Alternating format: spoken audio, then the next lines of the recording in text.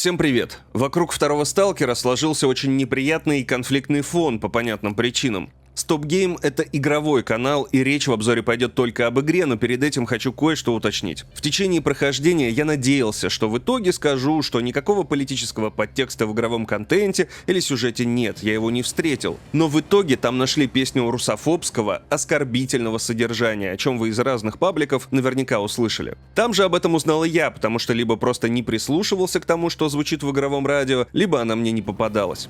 Назвать контент Stalker 2 нейтральным теперь не получится, хотя было близко. Кто-то в компании GSC все же не выдержал, и теперь это некрасивое вступление здесь есть. На самом видном месте, прямо перед началом. А что с этой информацией делать, решать уже вам. Но несмотря на весь этот фон, если вы хотите обсудить политику, то есть множество других площадок и каналов, где это приветствуется. Спасибо. А вот теперь перейду к обзору. Серия Stalker всегда держалась на трех составляющих: атмосфера, баги и симуляция жизни Alive, аналогов которой не было нигде. Бандиты, вольные сталкеры и группировки бродили между лагерями, лутали врагов и обрабатывались системой, даже когда игрока нет рядом. Если тот находился в другой локации, в соседней что-то происходило, пусть и по очень упрощенным расчетам. Вы могли найти сталкера, живым или мертвым, которому помогли когда-то давно вообще в другом месте. Иногда Alive работала откровенно плохо, но генерировала уникальные ситуации, за что играм прощали слабый сюжет, баги, вылеты и глюки. Но что из этого осталось во второй части? Вот вам парочка моментов. Я иду через болото, аккуратно обходя еле заметную аномалию, состоящую из тысячи мелких стеклянных осколков, висящих в воздухе. Вдруг сзади раздается шуршание кустов, и неожиданно меня валит с ног гигантская двухголовая химера. Пока-то разбегается для очередной атаки, быстро вскакиваю и использую аптечку, пытаясь сообразить, что делать дальше. В рюкзаке десятки килограмм хабара, который я собирал несколько часов, и сбежать у меня не получится. И тут раздается звук начинающегося выброса.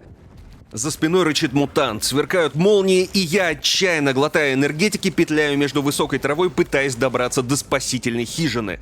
Этого вызова я и ждал. Неужели сработала та самая система Alive 2.0, которая должна генерировать подобные ситуации? Нет. Это скрипт. Я пробовал изменить хоть что-то, но химера всегда спавнится в одной точке и при этом бессмертная. Выброс начинается в нужное время, а скрыться от опасности можно только в определенном месте. Вот уже второй пример незаготовленной ситуации. Свалка. По рации предупреждают о начале выброса. Сталкеры в округе быстро стягиваются ко входу укрытия, переходя на бег в процессе. Грохочет гром, все озаряется рыжими и красными оттенками, игра начинает подтормаживать от количества объектов, DLSS размывает картинку в мыло, NPC проходят через меня, но я думаю, это простительно. Ведь наконец-то зона выдала мне крутую ситуацию вне всяких квестов, как и в прошлых частях серии. И тут игра зависает и вылетает с ошибкой на рабочий стол. Третий пример. Посреди поля на меня нападает пси-собака, и мне удается заползти на старую деревянную вышку. Вдруг раздаются выстрелы, и неосознанно на помощь приходят бандиты. Решаю переждать, пока те разберутся с мутантом, и добиваю оставшихся. Вот только до того, как я подошел к вышке, вокруг никого не было. Это, конечно, не запланированная ситуация, но и собака, и бандиты просто заспавнились за моей спиной. И практически всегда сценарий повторялся: если на вас кто-то напал, будьте уверены, что он появился прямо за вами, а кто-то другой уже возникает рядом в чистом поле, чтобы поучаствовать в этом движе. После вы никогда не встретите героев таких событий. Вот эти три примера идеально передают то, какой получилось Stalker 2: Сердце Чернобыля, вышедшая 15 лет спустя Зова Припяти. Атмосферный, но забагованный до нельзя и совершенно растерявший ту самую симуляцию. Но желание закрыть игру и никогда больше не запускать ее у меня не возникало ни на 20-м, ни на 30-м, ни на 40-м часу. Местами я ругался, раздражался, но уверенно продолжал продвигаться вглубь зоны отчуждения. Как так получилось? Сейчас расскажу.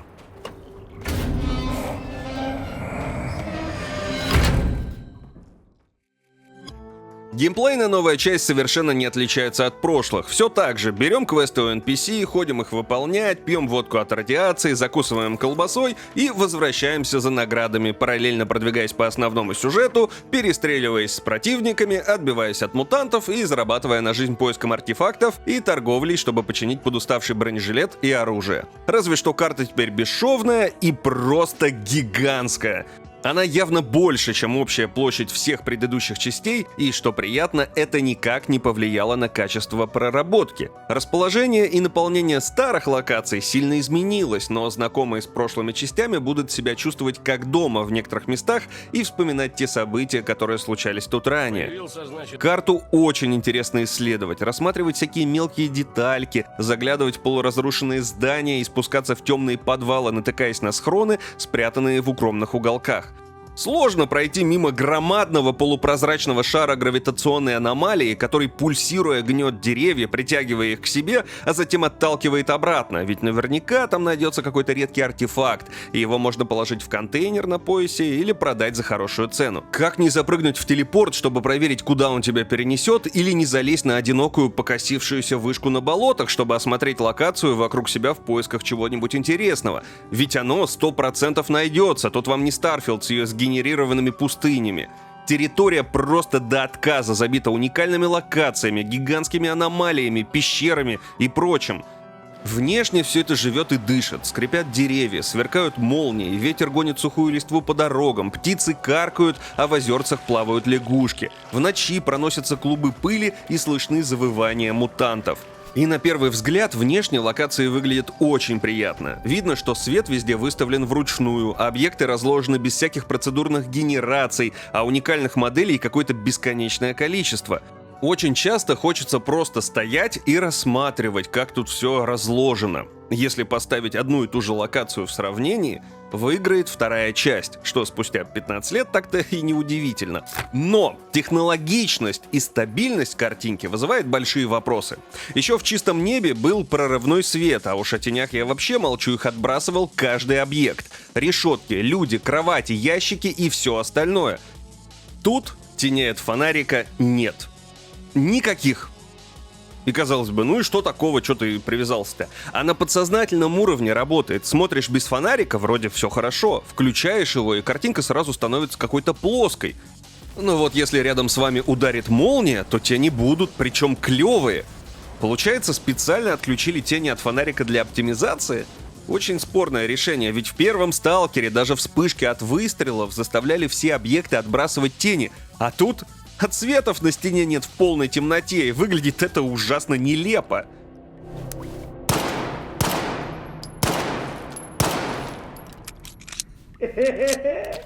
Хотя потом, по ходу игры, они почему-то появились. Как это работает, непонятно. Визуальных и не только багов в игре предостаточно, причем частенько они происходят в одних и тех же локациях. Наверное, их делали в последний момент. Текстуры налезают друг на друга и мерцают, а объекты появляются настолько резко, насколько это возможно. Многие ящики пропадают на секунду и только потом превращаются в разбитые доски. В инвентаре вдруг появляется оружие, которого там никогда не было. Чё? Да как получилось? Откуда это взялось, блин? Люди проваливаются сквозь полы и так далее. Периодически от количества каких-то засветок, сеток и визуального мусора становится физически больно. И играл я на максимальных настройках графики, если что, на 4070. Правда, без DLSS и генерации кадров Феписа улетали ниже 40, и пришлось это дело включить и ограничить кадры с 60. В итоге просадок почти не случалось, но при этом, конечно же, апскейл периодами нещадно мылил картинку и выдавал артефакты на блестящих поверхностях. Ну и раз в 3-4 часа что-то в движке забивалось, и начинался такой логодром, что приходилось перезапускать. Честно говоря, такое количество багов неудивительно, ведь новая зона настолько огромная, что путь до квестовой точки может занимать несколько игровых дней, это от 40 минут. И долгие вылазки приходится тщательно планировать. Разгребать инвентарь, высвобождая место под добычу, брать только то оружие, которое тебе пригодится, и патроны для него, решать, сколько взять с собой аптечек, бинтов, прикидывать на ПДА маршрут, как успеть выполнить днем пару квестов и забежать к ночи на базу, чтобы не бродить по темноте, рискуя наткнуться на стаю кабанов или кровососа. Хотя наткнуться — это не совсем верное слово, ведь они просто заспаунятся у тебя за спиной. Да и вообще ночью здесь ни хрена не видно, а какого-то ПНВ я не нашел, так что стараешься вечером спать. Такие размеры далеко не всегда играют на руку и часто создают дополнительные неоправданные трудности. Помимо того, что иногда все превращается в симулятор созерцания видов и ходьбы, что многим не понравится, в какой-то момент начинается большая цепочка квестов, и ты оказываешься в отдаленном уголке карты с заполненным под завязку рюкзаком, сломанным оружием и костюмом, и перед тобой встает выбор. Тащиться минут 30 реального времени до торговца с диким перевесом, глотая минералку и энергетики, восполняя стамину, или рискнуть пойти дальше по сюжету в надежде наткнуться на какой-то новый лагерь или хотя бы на один из сундуков, откуда вещи волшебно телепортируются в другие. И, конечно же, никакой лагерь ты не находишь. Такие ситуации встречаются очень часто, а учитывая, что некоторые базы с торговцами и механиками пропадают по ходу истории, становятся обыденностью. Для сталкера в целом всегда было нормально, когда ты еле тащишь рюкзаки с кучей предметов, но тут масштабы другие и необходимость острая. Торговать нужно, потому что денег на починку оружия просят много, за квесты платят мало, а за артефакты, хорошее оружие и костюмы нормально. Поэтому крайне не советую продавать артефакты, увеличивающие максимальный вес, который вы можете утащить, об этом пожалеете. Особенно было обидно, когда я нашел тяжеленное РПГ и пер его через полкарты минут 50. В итоге решил скинуть его в чей-то схрон в покосившейся сторожке, чтобы забрать позже. Там оказалось логово кровососа, и я растратил все патроны для дробовика, который тоже оставил в тайнике, и продолжил путь уже без него, надеясь на то, что мутантов больше не встречу. Их тут, кстати, немало, начиная от стандартных стай собак, которые теперь пытаются спрятаться, если не могут достать игрока на возвышенности, кабанов, снорков и научившихся прыгать плотей, заканчивая новым оленем, призывающим себе на помощь других мутантов, и, наконец-то, появившейся кошкой, мяуканье которой вызывает сонливость. Встретиться с ней в заброшенной церкви во время шторма было довольно стрессово. Бюреры теперь не просто бегают и кряхтят, вырывая оружие из рук игрока. Оно спокойно может провалиться сквозь текстуры и придется загружаться, кстати. Собачий карась. Где оружие-то, боё?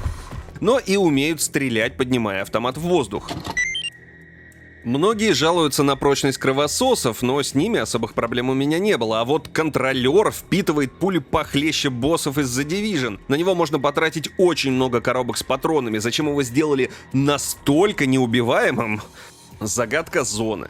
Самым же ужасающим монстром для меня стали тушканчики. По ним тут хрен попадешь ножом, и это дико бесит, так что приходится тратить патроны. Вообще, перестрелки во второй части довольно сильно отличаются от оригинала и стали динамичнее, особенно с людьми. И это палка о двух концах. С одной стороны, стрельба стала удобнее, и пули летят туда, куда ты целишься, без рандомного разброса, а выстрел в голову валит любого противника без шлема, поэтому даже самый первый пистолет Макарова, абсолютно бесполезный в предыдущих частях, тут вполне грозное оружие. Особенно, когда вы зарядили бронебойные патроны. Бои стали быстрее и динамичнее, выглядывать из-за угла можно автоматически, и анимации приятно радуют. Есть прицелы, глушители и прочее. За пушками приходится следить и вовремя чинить, иначе окажешься в неприятной ситуации с заклинившим дробовиком в самый неподходящий момент. Черт. Не вовремя. С другой же стороны, оружие тут ощущается как-то уж очень безлико, как будто играешь в Far Cry 3, а противники ведут себя максимально непредсказуемо. И это вообще не комплимент, потому что они тупые. Когда врагов мало, то еще как-то интересно. Они кидают гранаты, иногда пытаются обойти тебя, чтобы надавать прикладом, и даже периодически используют укрытие. Но вот когда их толпа, начинается цирк. Кто-то начинает смотреть в стену, кто-то кидает гранату под себя, кто-то забывает о том, что идет бой. Некоторые застревают друг в друге, а кто-то херачит как снайпер тебе в лоб через поллокации. Если в прошлых частях тупки случались, то это можно было понять.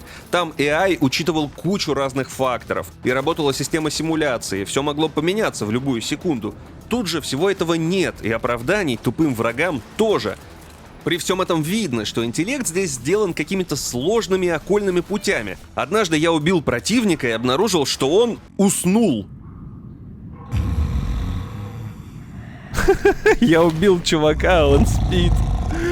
Сука, чё? Рядом с ним стал проигрываться храп, а обыскать его было нельзя. Как так получилось? Да черт его знает, возможно, симуляция все-таки планировалась, и в итоге, когда ее вырезали, осталось нагромождение каких-то сложных связей и систем, которые срабатывают в неожиданные моменты. Робкие попытки в стелс тоже есть, а возможность таскать тела на месте. Но работает все это примерно никогда. Да, ты можешь зарезать кого-то со спины, враги не обращают внимания, даже если вы светите им в зад фонарем. Но максимум 2. Потом вас 100% заметят, иногда даже через стену. Гипотетически тут учитывается шум, который издает игрок, ведь индикатор есть, но он не работает. Да и о чем говорить, враги иногда тупо проходят сквозь двери. Опа, блядь. В некоторых сюжетных моментах добраться до точки незамеченным все-таки получается, но только нещадным спамом квиксейвов, запоминая, где какой враг стоит. Ну и перестрелять всех издалека снайперкой тоже не выйдет, ведь враги появляются только в определенном радиусе вокруг вас, а вдалеке NPC просто нет. Наверное, поэтому тут нет и бинокля, который всегда присутствовал в серии. Ну и главное, противники растеряли свою идентичность. Часто случаются ситуации, когда ты просто не понимаешь, в кого стреляешь. Бандиты могут быть одеты как вольные, сталкеры могут нацепить на себя броню, похожую на монолитовскую и так далее. Ночью вообще непонятно, что происходит. Ориентироваться нужно на компас сверху экрана, и приготовьтесь к тому, что случайно попав по своему, в лучшем случае придется вступить в бой, а в худшем вы провалите важный квест. Обыскивая трупы, вы никогда не поймете, к какой группировке они принадлежат, хотя раньше это всегда указывалось. Вот это только рушит реальность местного мира, заставляя относиться и к врагам, и к союзникам, как к безликим болванчикам. За пределами главной истории и дополнительных квестов тут есть только неожиданные спауны и постоянно сидящие на базах сталкеры, которые хоть и душевно травят байки, но никогда не пойдут по своим делам в зону. И это очень плохо. Случается, иногда, нечасто, что-то любопытное, вроде атаки базы мутантами, но я видел это всего раза 2 за часов 40, и это какая-то случайность. На то, чтобы мир ощущался живым, здесь работает другое. Квесты и сюжет. И дополнительные задания получились действительно интересными. У барменов есть стандартные «убей, зачисть, найди», но в мире встречаются прям клевые. Я приведу в пример парочку, чтобы совсем уж жестко не спойлерить. Механик просит пойти поискать диггеров, которые таскают ему железяки, но какое-то время не выходят на связь. Иду по координатам, добираюсь до подвала, заваленного трупами бедолаг, проткнутыми арматурой и раскиданными по всему подземелью. Один из них выжил, и можно дать ему аптечку, ну или нет. Решаю помочь. Испуганный паренек рассказывает, что они встретили в подвале монолитовца с пустыми глазами, который раскидал их как тряпичные куклы и утащил одного из них в свое логово, чтобы сделать зомби. Просит вызволить или добить друга. Соглашаюсь. Отправляюсь в заброшенный дом около леса. Двери заперты, стекла заколочены, но рядом есть закрытый сарай. Сбиваю замок, нахожу подземный туннель, ведущий в дом. Пробираюсь туда и вижу бедолагу, лежащего на кровати, и слышу какую-то странную молитву. Тот стонет, что кто-то на чердаке. Хочу закинуть туда гранату, но решаю все-таки сначала подняться. И да, там действительно сидит и молится мужик, с которым можно поговорить. Тот рассказывает, что он бывший монолитовец, но совершенно не помнит своего прошлого. Группу диггеров убил полтергейст, а он не успел им помочь, но притащил выжившего, чтобы подлатать. Я вспоминаю, что действительно видел труп мутанта в том подвале и решаю ему поверить. Тут к хижине приходят сталкеры, которых позвал парень, спасенный мной аптечкой, и кричат, чтобы монолитовец выходил. Можно впустить их в дом и просто понаблюдать, попробовать как-то договориться или выбрать сторону. В итоге вступаю с ними в перестрелку, и те не успевают грохнуть мужика. Рассказываю историю механику, который выдавал мне квест, и тот дает награду, но осуждает мое решение. А потом, спустя несколько часов игры, у механика вдруг встречаю похищенного уже на ногах, и он благодарит, что я тогда помог монолитовцу и не дал ему погибнуть. Если сделать по-другому, то его там явно не будет. Это, несомненно, скрипт, его просто туда заспавнило, и сам он не шел. Но деталь приятная. Или вот совсем маленькая заданица. Встречаю 2 распевающих мужиков на свалке, которые обещали положить своему товарищу в 3 схрона по бутылке водки от радиации, но забухали. Просят помочь. Я понимаю, что это банальное «принеси-подай», но соглашаюсь, все равно в процессе игры буду мимо пробегать. В итоге у одного из тайников встречаю этого их друга, который интересуется, а чуть я тут шарюсь. Говорю, что алкаши попросили водку от радиации положить, а тот сокрушается, что он просил не водку, а антирадиационные препараты, потому что решил завязать с алкоголем несколько дней назад. А эти упыри вечно его спаивают, а он хочет вглубь зоны пойти. И тут есть выбор: дать ему свои препараты или все-таки водку. И я не удивлюсь, если, выбрав второе, встретил бы его бухающим на свалке. И доп-квесты часто обернуты вот в такие нарративные фантики, и проходить их реально интересно. Я бы рассказал еще пару примеров, но не хочется спойлерить. А еще, если вы помогли какому-то лагерю прям очень сильно, то он становится зеленым, и все персонажи рады тебя видеть и обращаются к тебе по-другому. Не знаю насчет того, работает ли это с каждым лагерем, но с некоторыми да. С основным сюжетом дела тут обстоят лучше, чем в предыдущих частях. Во всяком случае, визуально подается он точно приятнее. Есть полноценные кат-сцены, поставленные Найшулером, который и сам в игре засветился. Скорее всего, вам известен фильмом «Хардкор». Пафосу нагоняют иногда излишне, конечно, но симпатично.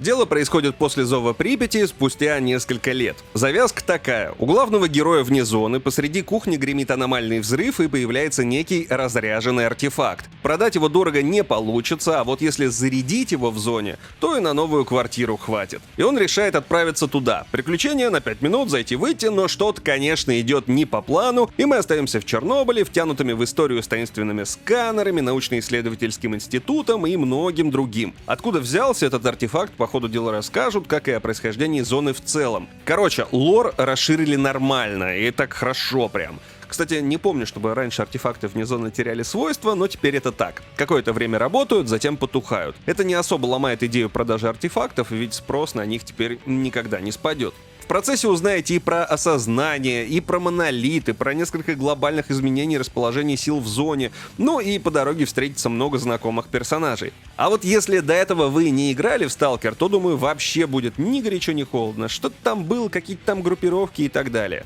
Конечно, вкратце пояснения можно найти в диалогах, но не так уж и глобально. И раз уж о сюжете говорим, то давайте затрону озвучку. Их тут две: украинская и английская. Настроения у них, как мне показалось, немного различаются. На английском больше пафоса и красок, а украинская же более спокойная, что ли. Там и там присутствуют проблемы с таймингами и липсинком.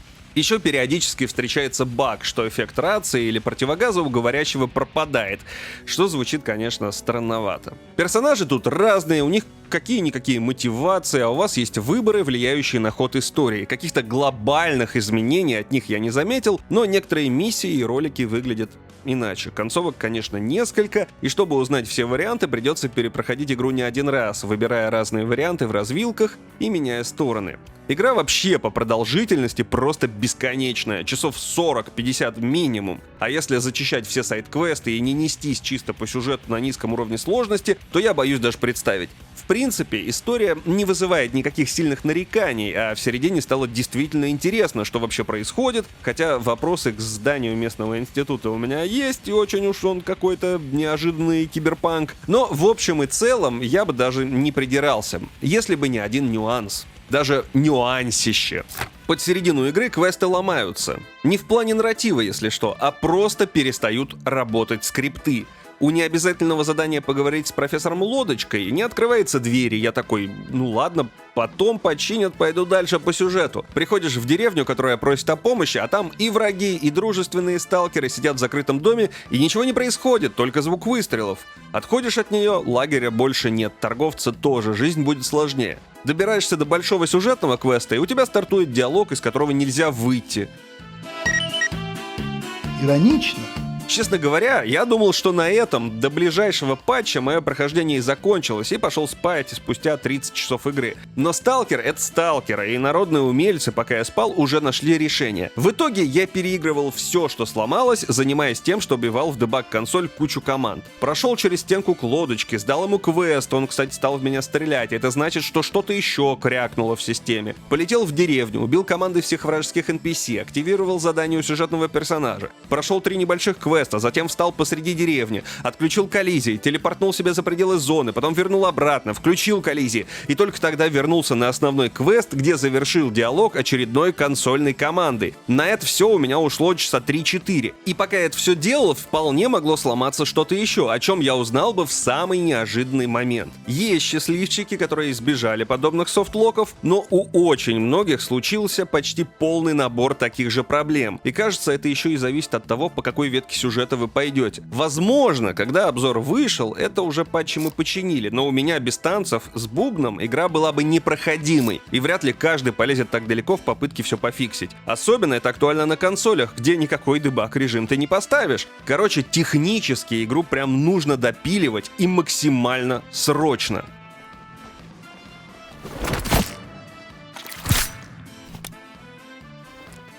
Я проклипался в ящик, блять.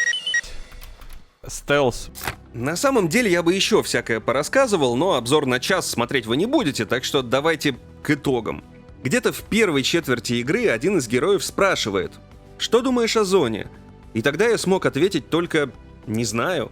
И после всех этих десятков часов мне реально тяжело определиться. С одной стороны, зона отчуждения сделана замечательно, и ее просто-напросто хочется облазить всю вдоль и поперек. Геймплей, когда ничего не ломается, приятный. Да, местами уже устаревший, но именно тот самый. За сюжетом следить интересно, квесты раскрывают мир, а сеттинг тут неповторимый и даже дополненный кучей разных деталек. С другой стороны, технически все работает из рук вон плохо, на уровне релиза чистого неба, а из серии выдрали с корнем основную фишку с Alive, постаравшись заполнить эту дыру квестами, сюжетом и приклеенными к локациям персонажами. Наверняка фанаты Сталкера могут многое исправить, и даже уже есть моды, которые хотя бы фиксят резкие спавны врагов рядом с игроком. Но вот систему Alive модеры не создадут. Разработчики говорят, что, мол, есть несколько проблем с системой Alive 2.0, они о них знают и работают над фиксами, а еще обещают мультиплеер, который, в общем-то, мало кому нужен.